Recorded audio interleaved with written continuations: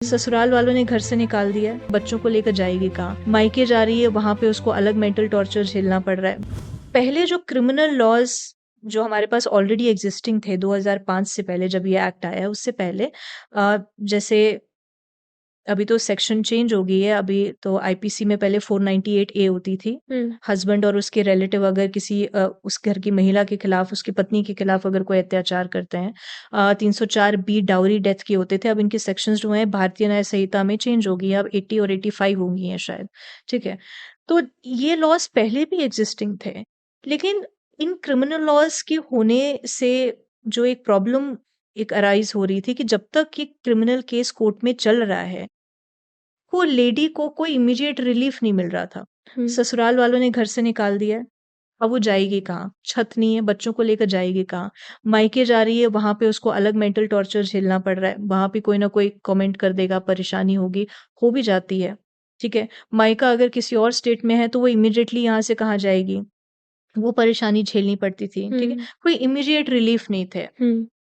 Court में case करना भी है अगर, तो पैसा नहीं है लेडी के पास। ठीक है, जब तक आपकी जेब में पैसा नहीं होगा, आप अपना ट्रीटमेंट नहीं करा पाओगे, बच्चों की परवरिश नहीं कर सकते हो। बच्चे स्कूल जा रहे हैं, ट्यूशन है, यूनिफॉर्म है, बहुत खर्चे आपके डेली रूटीन में हो रहे, वो नहीं है। तो ये इमीडिएट रिलीफ्स प्रोवाइडेड नहीं थे। क्रिमिनल प्रोविजंस तो हमारे पास थे। तो फिर हमारे जो इंटेलेक्चुअल्स हैं, लेजिस्लेटर्स ने, उन्होंने ये एक्ट को बनाने का सोचा कि हम एक ऐसा एक्ट बनाएंगे जिसका जो रेमेडी है वो सिविल रिलीफ में काउंट होगा। वो क्रिमिनल केस जो करना चाह रही है वो तो करेगी ही, लेकिन इस एक्ट के तहत, the protection of women from domestic violence act के तहत जो रिलीफ्स मिलते हैं वो सिविल नेचर में होते हैं। ओके।